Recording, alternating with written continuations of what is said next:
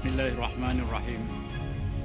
Saya Wan Junaidi bin Tuanku Jaafar setelah dilantik sebagai seorang ahli Dewan Negara dengan sesungguhnya bersumpah bahawa saya akan dengan jujur menunaikan kewajipan-kewajipan jawatan itu dengan segala daya dan upaya saya, bahawa saya akan menumpah taat setia yang sebenar kepada Malaysia dan akan memelihara, melindungi dan mempertahankan perlembagaannya.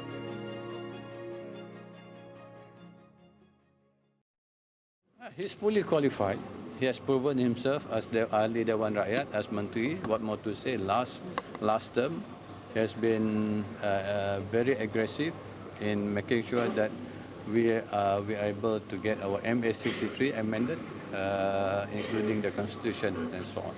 He's fully qualified and well experienced, and he deserves to be appointed as Speaker Dewan Negara. Right choice. He will make a very good speaker for the Dewan Negara, based on his experience and then also his knowledge on proceedings in the Dewan. Because I think he was also once appointed as a speaker, but it was for the Dewan Rakyat.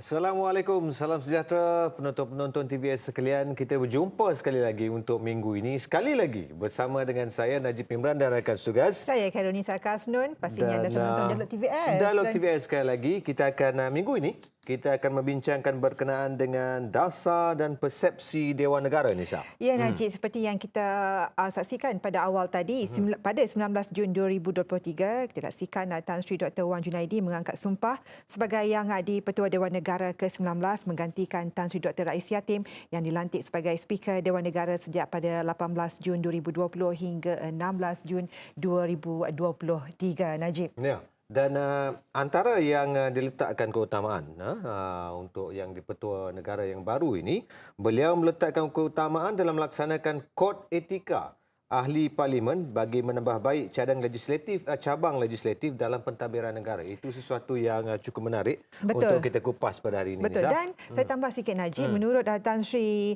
Dr. Wan Junaidi juga, kod etika ahli parlimen tersebut diperkenalkan kerana beliau berpandangan tugas ahli parlimen sepatutnya bukan untuk bergaduh di dalam dewan dan berpolitik secara berlebihan. Sebaliknya, mereka menggalas satu tanggungjawab yang besar, Najib. Dan kepada anda kami bawakan terus di studio kami bersama dengan Tan Sri Dr. Wan Junaidi Tuanku Jaafar yang di-Pertua Dewan Negara dengan topik Dialog TVS pada hari ini, dasar dan persepsi Dewan Negara. Terima kasih Tan Sri kerana sudi meluangkan masa bersama kami di Dialog TVS. Saya kira belum terlambat ni untuk kita ucapkan tahniah, Tan Sri. Kita sebagai orang Sarawak, rakyat Sarawak sendiri berbangga mendapat seorang yang di-Pertua Dewan Negara daripada Sarawak, berasal daripada Sarawak. Saya kira yang pertama, Tan Sri, ya.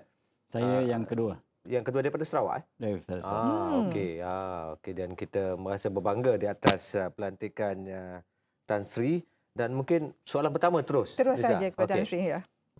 Soalan pertama, saya kira ramai yang agak keliru, Tan Sri, ya. Yang beranggapan yang berada di Dewan Negara itu ahli parlimen saja. Dan mungkin tidak boleh mereka yang berada di luar untuk menyertai Dewan Negara ini sebagainya. Ada juga yang mengatakan fungsi Dewan Negara ini Dewan Rakyat lebih utama daripada Dewan Negara. Dewan Negara. Apa pandangan Tan Sri? Respon Tan Sri kepada tanggapan sedemikian. Okey, terima kasih. Yang pertama, kita bermula dengan perlembagaan lah, ya. Kerana kita berlainan sikit daripada apa yang berlaku di UK ataupun di England. Di England, supremasi parlimen. Supremasi parlimen ni makna dia parlimen boleh menggubal undang-undang. Apa saja yang dia buat adalah undang-undang yang sah diterima di England. Tetapi di Malaysia, oleh kerana selepas kita melayar merdeka pada 1997, dan kita menerima satu perlembagaan Perlembagaan itu menjadi satu perkara yang utama, menjadi supreme, ya, yang tertinggi sekali daripada sudut dasar. Jadi kenapa saya sebut perlembagaan ini dulu? Sebabnya dalam perlembagaan itu telah mengisytiharkan bahawa parlimen itu sendiri adalah 3 badan, iaitu Duli Yang Persatuan Agong, Dewan Negara dan Dewan Rakyat. Jadi maknanya di antara yang 3 ini disebut utama ialah Yang di-Persatuan Agong pertama, yang kedua Dewan Negara, baru Dewan Rakyat. Jadi daripada sudut protokolnya, daripada sudut keutamaannya, memang yang dahulu itu didahulukan. Maknanya yang di-Persatuan Agong itu mendahulukan semua orang yang datang ke Malaysia. Mengambil protokol di atas semua manusia di Malaysia. Jadi begitu juga Dewan Negara, walaupun dia lebih kurang ahlinya, tetapi dia masih mendahului daripada sudut protokolnya, kekananannya daripada Dewan Rakyat.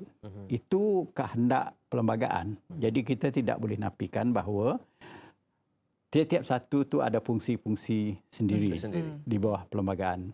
Jadi kita tidak boleh mengatakan yang ini dahulu dan ini kemudian, selainkan apa yang perlembagaan telah tetapkan kepada kita.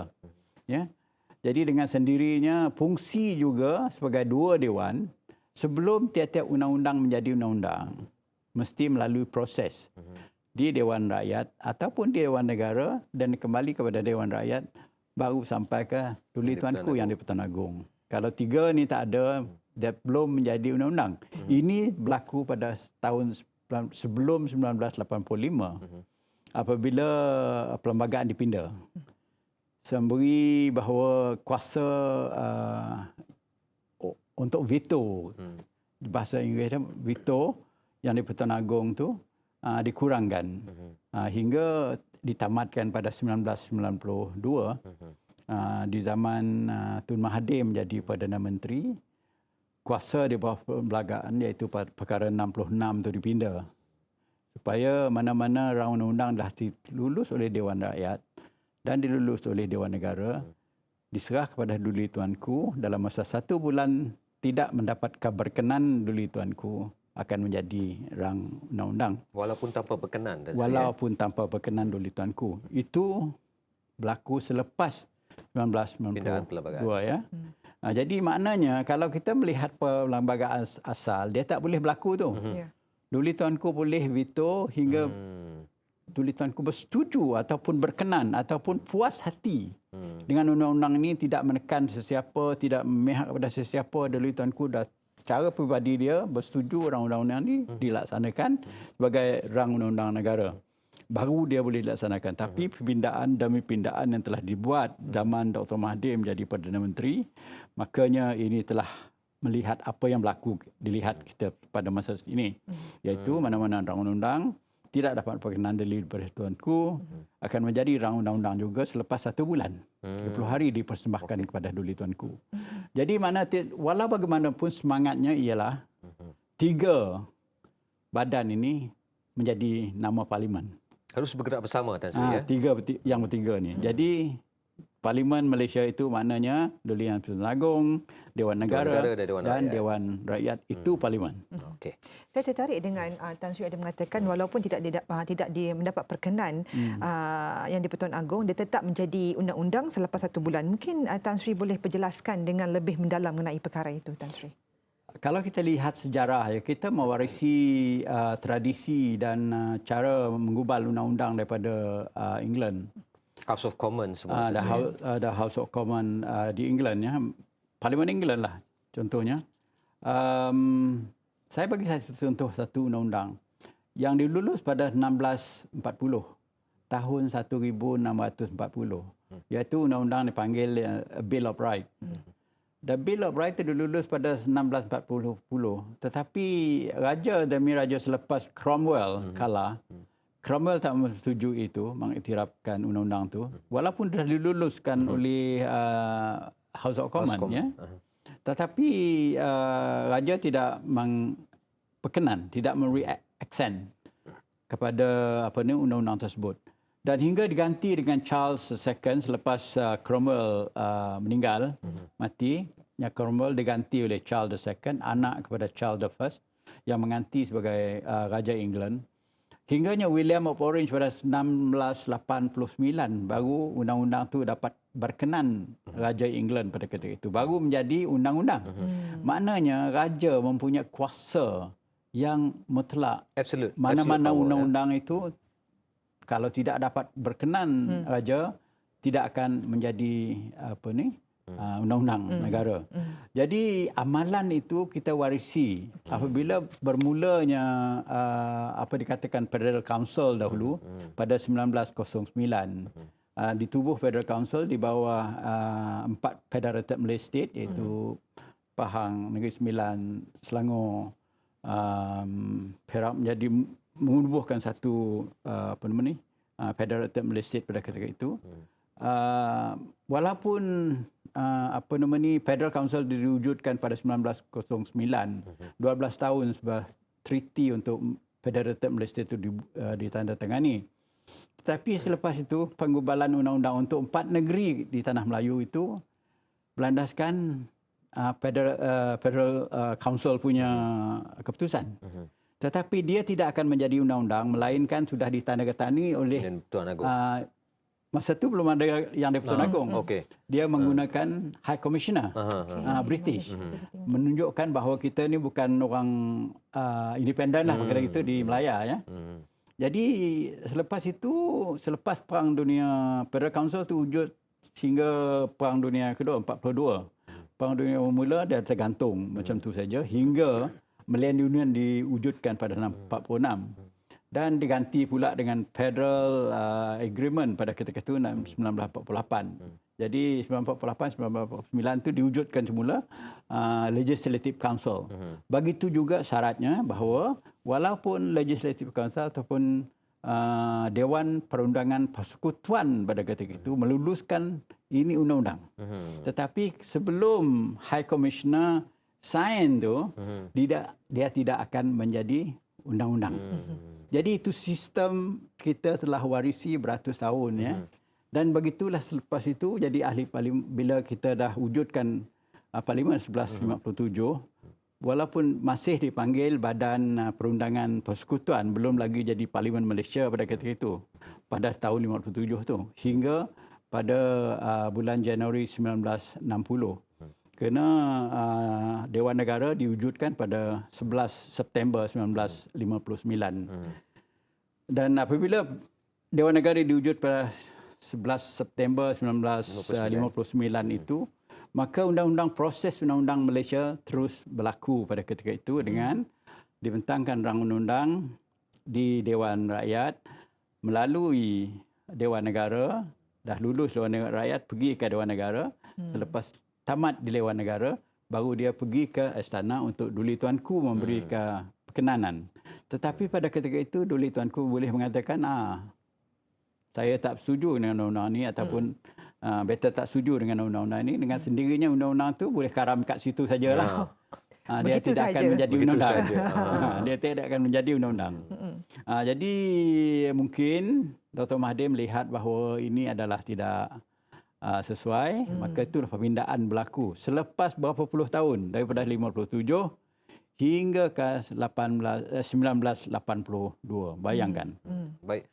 Saya rasa Tan Sri, saya ingat berkenaan dengan proses itu dulu dan krisis dikatakan ketika itu Tan Sri dan jadi apa yang kita nak tahu secara layman term dikatakan proses itu merupakan proses pengurangan kuasa eksekutif raja. Itu kita nak dengar penjelasan daripada Tan Sri sendiri pada mereka yang pakar berkenaan dengan itu. Tapi itu akan kita dengar selepas ini. Kita akan berehat sementara. Kita gantung dulu soalan kita gantung dulu soalan itu berkenaan dengan proses pengurangan kuasa itu. Kita akan kembali lagi selepas ini bersama dengan yang berbahagia Tan Sri Dr. Wan Junaidi, Tuanku Jaafar. Kita akan berhenti rehat seketika. Kembali selepas ini, jangan ke mana-mana.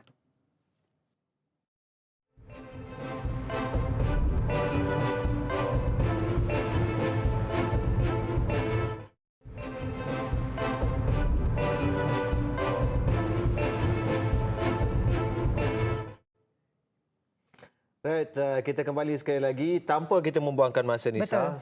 Soalan yang saya tanyakan tadi kepada Sebelum kita Tan berhenti Sri rehat, sebelum kita berhenti rehat, kita bercakap berkenaan krisis yang dikatakan dahulu, krisis di antara kerajaan dengan raja-raja Melayu ini yang dikatakan sebagai Pengurangan kuasa, ya? proses pengurangan kuasa raja-raja yang mencetuskan, dikatakan sedikit krisis pada waktu itu. Jadi kita nak dengar sendiri daripada mulut Tan Sri. Respon Tan Sri kepada tanggapan itu, Tan Sri. Sebenarnya kalau kita lihat sejarah ya, saya ni pengkaji sejarah Parlimen England dan bahkan ramai orang British itu sendiri mengatakan di mana saya dapat semua butiran-butiran berhubung dengan yang dikatakan krisis di antara King dan Parlimen di England selama hampir 600 tahun pada ketika itu. Saya kata sebenarnya untuk Malaysia, sebenarnya kita tak ada pun nampak krisis berlaku. Ya. Bahkan tidak ada elemen-elemen menunjukkan bukti nyata bahawa krisis itu bakal berlaku. Itu pandangan saya sebagai satu persepsi saja. Benda itu boleh berlaku. Jadi persepsi boleh berlaku ni adalah sangat peribadi pada seseorang individu. Jadi pada saya, kalau kita lihat proses pindaan kepada perlembagaan artikel 65, apa tu, perkara 66 tu, perkara 66, perlembagaan Persekutuan Tanah Melayu dan Malaysia selepas itu, 85, 92, yang mengakhirkan bahawa yang dikatakan mengurangkan kuasa raja, bahkan orang kata menafikan kekebalan kepada raja-raja Melayu pada ketika itu. Bukan Raja Melayu, kepada Agong. Sebenarnya oleh kerana perlembagaan persekutuan dipinda, selepas itu barulah pihak kerajaan pusat menggesa pihak kerajaan negeri untuk meminda perlembagaan negeri masing-masing. Tetapi masih ada negeri-negeri tak pindah perlembagaan tu. Oleh kerana masih mahu kekal apa yang berlaku sebelum itu. Iaitu maknanya membiarkan kuasa raja dan kekebalan raja tu wujud sebagaimana yang asal. Masa status quo semenjak 1957. Apabila Sultan Tanah Melayu menandatangani satu agreement pada bulan 5 bulan Ogos 1957 bersetuju untuk menguatkuasakan perlembagaan. Jadi ramai sultan yang mengetahui sejarah ini dan tak mahu meminda perlembagaan mereka dan mengekalkan kekebalan dan kedaulatan duli tuanku sendiri. Tapi di peringkat persekutuan, iaitu perlembagaan persekutuan dipinda, itulah banyak kerajaan negeri masih tak pindah untuk mengurangkan kekebalan itu. Jadi dengan sendirinya maka itu adalah macam created a crisis. Tak ada krisis. Tidak ada krisis wujud yang saya dengar. 92 saya dah jadi ahli parlimen 1990. Saya tak lihat pun apa krisis bakal berlaku. Tetapi apa yang berlaku pada ketika itu ialah tanggapan bahawa Sultan yang bakal mengambil tahta kerajaan sebagai Yang di-Pertuan Agong pada ketika itu akan bakal mendatangkan masalah kepada kerajaan pusat. Itu tanggapan pada ketika itu. Tapi tanggapan itu nyata tidak berlaku dan tidak pun berlaku. Jadi maknanya kita hanya beli payung sebelum hujan lah tu. Boleh kita katakan itu hanya sekadar permainan persepsi? Kita boleh katakan permainan persepsi dan politik. Pihak-pihak yang tertentu pada ketika itu. Jadi pada saya sebagai pengkaji sejarah, saya tidak melihat perkara itu satu perkara yang besar sebabnya sejarah pergolakan ya di England di antara parlimen dengan raja memang berterusan beratus-ratus tahun. 600 tahun. Beratus tahun. Contohnya parlimen mula dipanggil parlimen ni pada abad yang ke-13. Hingga abad ke-16. Abad yang ke-17. Perkara hal siapa yang berkuasa ni belum tentu tu, walaupun dah pasti mengatakan bahawa okey, raja England tu boleh mengumpulkan tax, tetapi duit dalam tabungan tu ataupun dalam simpanan kerajaan tu tak boleh dibelanja melainkan kebenaran dari parlimen. Tetapi pada ketika itu apa yang saya sebut sebagai the warrior king yang suka pergi berperang tu, dia perlukan sumber kewangan tu. Betul. Kalau contohnya parlimen tak setuju dengan speaker yang menjadi masalah. Itulah makanya pada masa peperangan Glorious Revolution tu, apabila berlaku peperangan, makanya seorang speaker menjadi mangsa kekejaman raja pada ketika itu. Jadi sebabnya ialah oleh kerana raja nak mengambil kuasa parlimen tu. Betul. Jadi contoh kerajaan nak ambil kuasa parlimen nyata daripada sejarahnya. Jadi ini sebabnya maka apabila perpindahan berlaku pada 84 dan berlaku 92, itu adalah satu perkara yang kerajaan sendiri buat untuk mengambil alih kuasa parlimen itu sendiri. Okey. Ini Itu satu sedikit sejarah. pencerahan Betul, bagi sesuatu yang baru ni saya dengar ni. Betul. Pencerahan okey. yang cukup jelas oleh Cukup jelas. seperti yang Tan Sri kata sebagai pengkaji sejarah. Dengan faktanya sekali. Betul. Ini bukan sekadar persepsi. Ini terus dengan faktanya sekali. Sila Sah. Okey, Tan Sri, pada 19 Jun yang lepas, sebaik sahaja mengangkat sumpah sebagai yang di-Petua Dewan Negara, Tan Sri terus meletakkan keutamaan dalam melaksanakan kod etika ahli parlimen. Kalau kita tengok selepas persidangan parlimen ini disiarkan secara langsung kepada umum, dia jadi macam rakyat ni memang seronok untuk melihat, apatah lagi ada perbalahan di antara ahli-ahli parlimen. Masing-masing nak tengok MP siapa yang paling kuat untuk sama-sama berbalah. Jadi sebenarnya Tan Sri, apakah the fully reform yang akan Tan Sri bawa? Soalan reform ni memang dalam, boleh katakan dalam naluri saya lah. Saya memulakan perancangan untuk mengubahkan keadaan Parlimen Malaysia ni semenjak tahun 2009 lagi sebenarnya. Dan saya tulis dalam buku saya Evolusi Parlimen, saya tulis perkara tu. Selepas itu pada tahun 2010 saya mempengurusi jawatankuasa bersama semua political party, PAS tak kira DAP, semua ada masuk dalam political party. Masa kita tak Barisan Nasional, DAP dan PAS tu pemangkang mereka itu, tapi semua kita kumpul bersama dalam satu jawatankuasa di atas arahan kebenaran diberi oleh Tan Sri Abu Zahar Ujang pada itu. Masa tu dia menjadi yang di-Petua Dewan Negara ya. Jadi saya menggunakan kuasa daripada yang diberi oleh yang di-Petua itu, maka saya tubuhkan satu jawatankuasa bersama. Saya gubalkan 3 undang-undang, iaitu satu pertama yang memperkenalkan semula satu rang undang baru untuk mengganti rang undang-undang telah dimansuh pada 1993, Undang-Undang Pentadbiran Parlimen. Yang kedua, untuk meminda ataupun mewujudkan rang undang-undang baru untuk mengganti rang undang-undang dipanggil hak dan kuasa Parlimen, Majlis Parlimen, iaitu rang undang-undang yang digubal pada tahun 1952. Jadi rang undang itu betul-betul dia lama, lapuk dan dia tak selaras lagi dengan keadaan semasa. Jadi saya fikir patut diganti.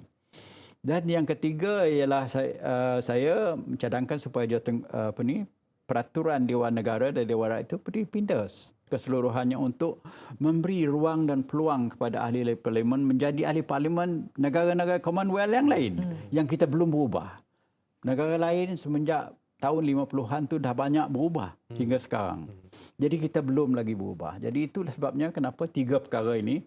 Di samping itu saya kata kita kena perkenalkan etika. Etika ni kenapa penting? Kalau kita lihat di New Zealand dia ada, di Australia ada, di di Canada ada, India ada. Dan dia memberi garis panduan yang terang, jalan jelas, tak perlu lagi yang di-Petua Dewan Negara ataupun Speaker Dewan Rakyat menginterpretasikan peraturan. Tapi kita ada di standing garis order. panduan, tapi kita tak ada. Standing order yang selalu standing order. Orang pakai standing order buku biru yang dipegang. berlandaskan interpretasi dan sedikit garis panduan di dalam standing order tu di bawah peraturan tu. Sedikit saja. Kerana peraturan kita pun digubal pada tahun 1956. Jadi tidak pernah dipinda banyak sangat. Outdated Tan Sri. Outdated. Jadi saya memikirkan oleh kerana negara lain menggunakan sampel yang model yang sama dahulu. Tetapi mereka keluar daripada itu dengan mewujudkan satu garis panduan etika. Macam di India. Satu contoh di India, contohnya, kalau kita bercakap, seorang menteri bercakap, lepas dia menjawab soalan dan sebagainya, dia tak boleh terus habis saja, terus dia gumpul fail dia, terus jalan. Tak boleh. Okey. Dia mesti lepas menjawab, dia duduk balik. Bila dah duduk balik tu, dengar jawapan yang menteri-menteri lain dulu buat jawapan.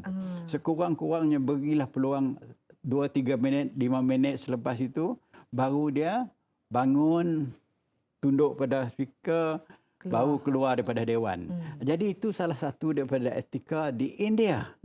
Jadi begitulah contoh-contoh etika lain, apa garis panduan secara detail yang tak boleh dan boleh dilaksanakan oleh seseorang ahli dewan, sama ada rakyat ataupun dewan negara.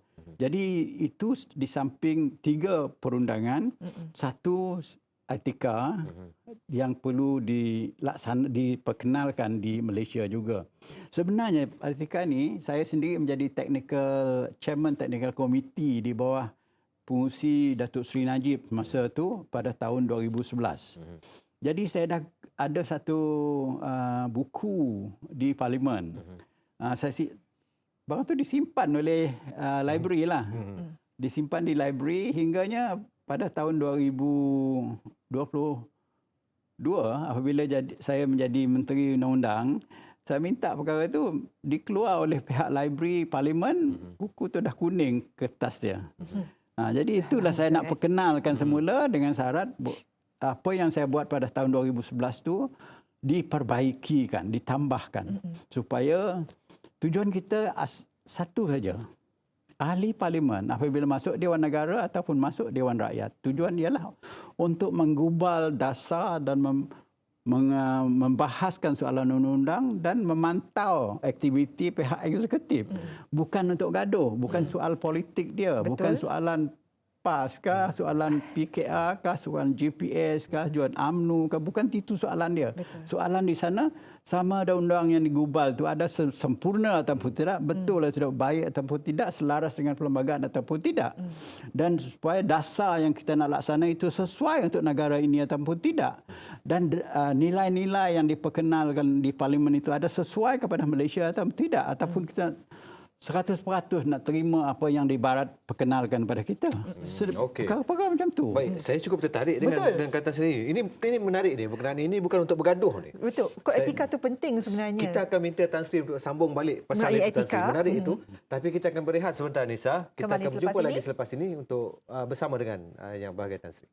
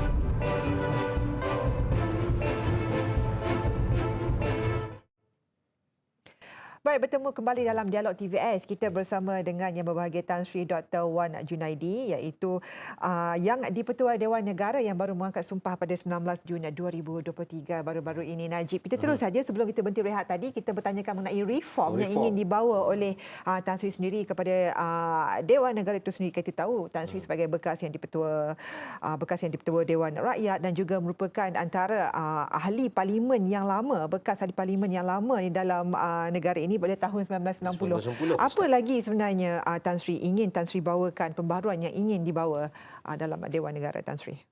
Kalau kita lihat, sebenarnya bukan semuanya baru, tapi hanya kita tak gunakan.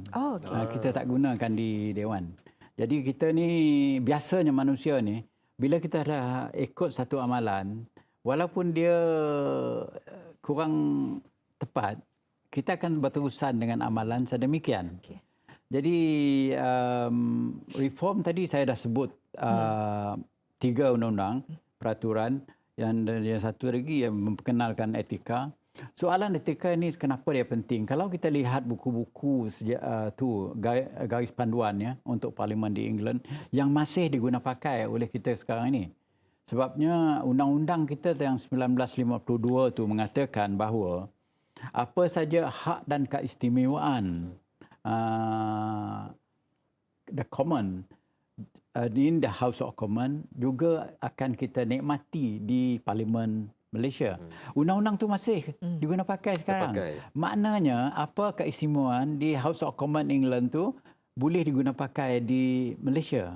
Jadi dalam keadaan demikian, makanya peraturan dalam buku Iskin May, garis panduan dalam Iskin May tu memang jarang orang mengetahui. Soalannya menggunakan perkataan-perkataan yang kesat, unparliamentary language dan sebagainya tu masih berluas-luasa. Dan sebagaimana saya sebutkan tadi, di Dewan itu bukan untuk orang gaduh. Mungkin sebab penguatkuasaan itu kurang, Tan Sri. Sebab perundangan kita kurang. Apa yang di-Pertua perkenalkan itu berlandaskan kuasa yang di-Pertua sendiri. Tetapi kuasa undang-undang kita tak ada. Jadi itulah kenapa undang-undang itu tidak diperkenalkan. Dan yang satu lagi kenapa saya kata untuk mereformkan keadaan. Contohnya di England kita boleh memperkenalkan apa dikatakan private member bill. Jadi kalau kerjaan sibuk nak buat benda itu, tapi masyarakat umum mahu satu round undang-undang diperkenalkan. Jadi yang terbaik kalau kerjaan ada keutamaan yang lain, biarlah ahli parlimen itu sendiri buat usaha dia sendiri untuk memperkenalkan. Tapi laluan untuk private member bill itu diperkenalkan. Dalam undang-undang dan peraturan kita belum ada lagi ni. Bahkan jawatan kuasa select committee yang ditubuhkan sekarang ini pun ditubuh dia buat satu peraturan. Dia dikatakan itulah kenapa dia jawatan kuasa pilihan khas. Sebenarnya jawatan kuasa pilihan khas itu ni dia peraturan. Kalau dalam Dewan Rakyat dia buat peraturan 81/1. Dahulunya secara convention ataupun tradisi kita Malaysia ialah untuk kerjaan. Masa kerjaan nak perkenalkan, mengharamkan poligami di antara orang yang bukan Islam pada tahun 75. Jawatan kuasa ni tubuh. Dan pada 85 apabila kerjaan nak memperkenalkan hukuman mati mandato tu untuk dadah. Jawatan kuasa tu ditubuh. Pada 2005 apabila kerjaan nak pindah CPC dan Penal Code pada ketika itu, saya sendiri jadi ahli jawatan kuasa. Kerjaan perkenalkan jawatan kuasa ni. Jadi maknanya peraturan 81/1 ini khusus untuk kerajaan mengkaji satu-satu situasi untuk memperkenalkan undang-undang. Bukan untuk parlimen punya komiti. Jadi perlu dipindah peraturan untuk memperkenalkan Departmental Committee ini diperkenalkan di Malaysia dengan garis panduan yang khusus. Supaya pihak-pihak yang dipanggil boleh memanggil witness, saksi, boleh memanggil orang untuk memberi keterangan dan sebagainya. Dan ada garis panduan dan macam mana kita perkenalkan ni. Oleh kerana kita baru dalam sudut ini, kita kena bagi penjelasan. Jangan jadi ada segelintir jawatan kuasa pada tahun-tahun yang lepas, masa zaman Tan Sri Muhyiddin berlaku ni, ada orang jadi pengurusi guru besar pun dia nak jemput pergi beri penjelasan, itu bukan syaratnya. Dia bukan mengambil alih tugas tanggungjawab menteri. Dan ketua pengarah ataupun KSU, tugas dia untuk mengetahui apa dasar yang menteri itu buat. Macam mana dia boleh berkuasa memanggil menteri dan KSU, orang yang tertinggi dalam satu-satu kementerian. Tetapi janganlah panggil KSU dan menteri ni tiap minggu, tiap bulan panggil. Apa banyak sangat ke kerja? Tak tahu ke dia orang kerja? Sebab dia orang 30-40 tahun dah jadi KSU tu. Jadi tak perlulah. You nak ajar dia macam mana nak jalan. Itu rutin kementerian tu, bukan tugas jawatan Jadi lagi persepsi kita, MP kita yang menjadi pengurusi itu belum mengetahui role dia sebagai pengurusi. Jadi perkara-perkara ini kita kena bagi. Itu Tan Sri. Jadi daripada apa yang Tan Sri cakap itu tadi, seolah-olah ahli parlimen kita ni seolah-olah tidak bersedia ataupun tidak menguasai undang-undang ini. Macam mana itu boleh berlaku? Kerana kadang-kadang apabila kita dilantik, kita fikir kita dah, I'm there. Dah cukup dah hidup saya. Tak perlu belajar. Tak perlu tahu ilmu lebih lain lagi. Lain macam saya. Saya sebelum saya nak duduk, saya mesti mengetahui dan mengetahui ilmu itu dulu. Jadi itu perbezaan manusia. Bahkan seorang profesor, kalau dia duduk kat situ, kalau dia tak baca semua sejarah, macam mana England buat, macam mana Australia buat, New Zealand buat pun dia tak tahu. Sebab yang dia ajar di universiti itu lain cerita. Betul.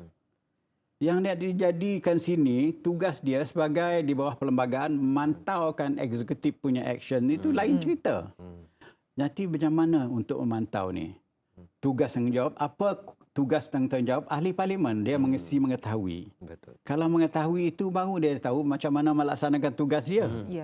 Kalau tak mengetahui, maknanya bila seseorang itu nak dilantik atau dicalon jadi ahli parlimen, terus cari buku sejarah dulu, cari buku peraturan, cari buku iskin, cari buku peraturan dewan, sebagainya.